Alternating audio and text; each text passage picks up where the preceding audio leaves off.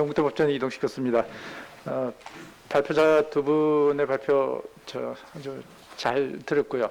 제가 이제 맡은 부분이 부가세, 종부세, 재산세 쪽이 되어졌는데 이 부분에 본격적으로 제가 토론문을 읽기 전에 제가 말씀드리고 싶은 것은 일단 신탁세제를 접근하는 방식이 어떻게 보면 크게 두 개 방식이 있을 수 있는 것 같습니다. 이 방식이라기보다는 2020년에 이제 그 신탁세제가 이게 좀 전면 개편이라면 전면 개편을 할 수 있는데 그 개편이 이루어졌던 그때의 어떤 입법 배경하고 지금 우리가 지금 논의하는 거하고는 좀 차원이 다를 수 있는 거 아닌가 이런 생각입니다.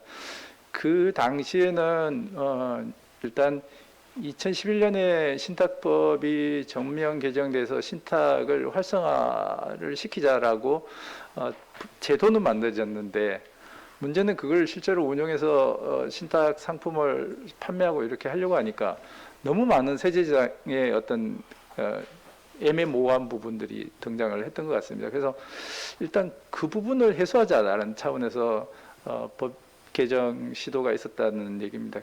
그래서 지난 2020년에 이제 전면 개정된 부분들은 사실 그 당시까지 논란이 됐던 큰 덩어리들을 이제 해소했다. 이 정도를 이제 이해를 하시면 될 것 같고, 지금 이제 사실 그 법 개정 이후에 우리가 논의를 할 부분들은 그러면 이제 좀 더 신탁을 활성화시키기 위해서 뭔가 좀 제도 개선할 수 있는 여지가 뭔가 이제 이쪽에 이제 아마 포커스가 들어가질 것 같습니다.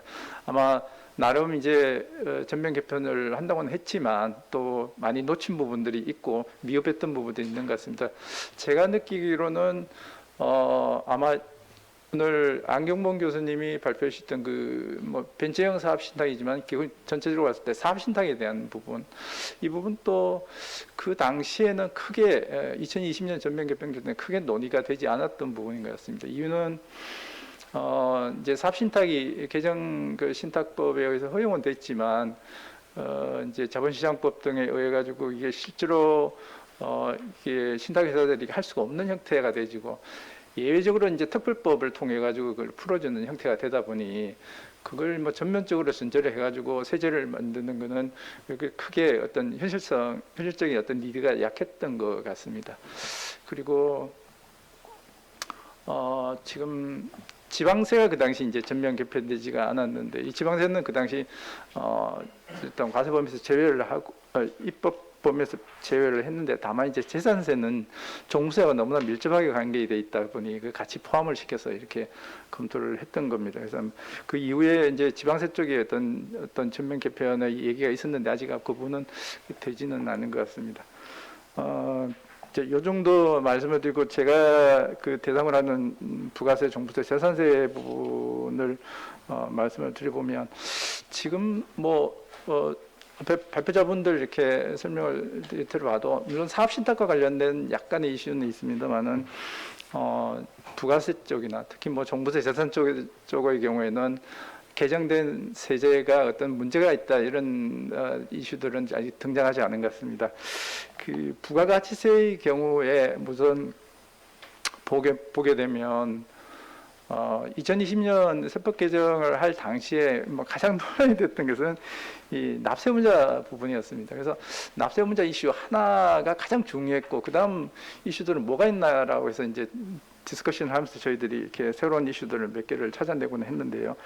납세 문제 관련된 부분은 여러분들이 너무 잘 아시는 것 같습니다. 그래서 제가 그 PPT에는 적었습니다만 벌써 시간이 이렇게 많지 않아서 제가 자세한 설명을 드리지 않도록 하겠습니다. 2017년 법 개정이 있었지 않습니까? 그래서 그 법 개정 이전까지는 명시적인 법률 규정이 없었고 그래서 자식탁과 타의신탁으로 나눴어요. 자식탁의 경우에는 위탁자, 타의신탁은 수익자를 이렇게 해서 부가세 납세물을 했던 것 같습니다. 그랬다가 대법원 2017년 이제 판결해 가지고 이 판결이 사실은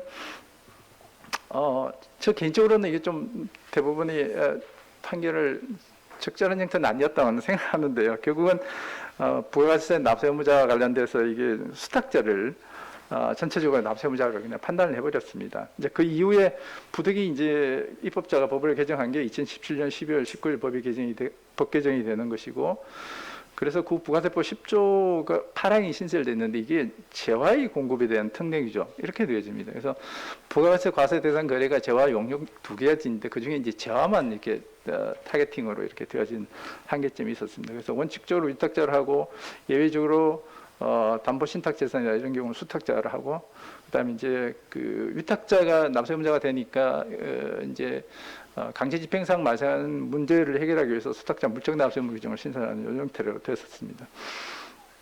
근데 이 당시도 아마 대법원이 그 수탁자가 납세 의무자가 되어야 된다고 했음에도 불구하고 입법자가 이걸 위탁자가 원칙적인 납세 의무자라고 했던 이유는 이게 신탁 시장에 너무 큰 충격이 갈 수 있을 것 같다. 그래서 종래 위탁자였다가 갑자기 확 수탁자로 전환하면 그에 따른 혼란들이 너무 클 것 같다는 판단을 해서 대법원 취지와는 다르게 원칙적으로 위탁자라 이렇게 판단을 해버렸습니다. 그리고서 이제 몇 년이 있다가 2020년 이제 법 개정 논의가 이루어졌고 그 법 개정 논의를 하면서 역시 일단 현재 규정에 있는 결정적인 결함은 제거는 해야 되는데 이걸 어떤 방향으로 그 법 개정을 할 것인지 이 부분에서도 저희들이 큰 부분은 두 가지 부분을 제시를 해드렸습니다. 하나는 일단 기본적으로 위탁자 과세를 그 원칙으로 하고 수탁자 과세를 넓혀가는 방안. 그다음 전면적으로 전환을 해서 수탁자 과세로 이렇게 가는 방안, 이 두 가지 방안을 검토를 했었는데 결국은 이번에 이제 수탁자 과세를 원칙적으로 하고 대신 이제 수탁자로 하되 수탁자가 이제 신탁회사들이 여러 신탁재산을 가지고 있을 거 아니겠습니까? 그래서 신탁재산별로 각각 별도의 납세 의무자를 한다는 부분을 명시적으로 했고요. 예외적으로 이제 그 위탁자 과세를 가는 규정들을 이렇게 규정을 했습니다. 그리고 물적 납세 의무 규정은 유지를 하고 또 이제 수익자에 대한 이차 납세 의무 규정을 이렇게 신설하는 형태로 갔고요. 그리고 요 입법을 하기 위해서 마련되어 있던 부가세법 3조 부분은 이제 종래 규정하고 다른 점은 재화뿐만 아니라 용역까지 대상으로 했다는 특징이 있습니다. 그리고 매입세액 공제 부분이 있었습니다. 우리나라가 이제 세금 계산서 그 운영을 워낙 엄격하게 하고 있다 보니까 그 세금 계산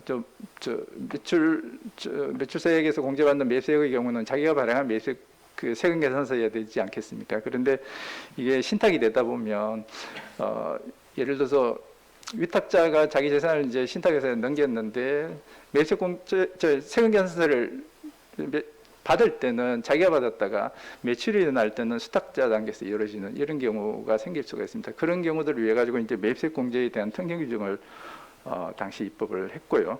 그다음 그 당시 저희들이 그 법 개정 논의를 하면서 뭔가 필요하다는 생각했는데 입법까지 가지 못했던 부분이 이제 수익증권하고 수익권 양도 부분입니다. 그래서 수익증권의 경우는 이걸 뭐 채권 거래를 봐서 비과세를 할 거 아닌가. 그리고 수익권의 경우에도 이게 보통의 경우는 채권 양도로 봐서 그냥 비과세를 가고 재화의 양도로 볼 수 있는 경우는 재산 유형에 따라서 과세하는 걸로 즉 해석의 문제로 풀 수 있는 거 아닌가 뭐 이렇게 해서 그 당시 입법은 되지 않았던 것 같습니다.